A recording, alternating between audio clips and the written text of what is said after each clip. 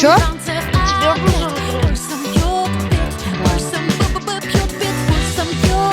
Я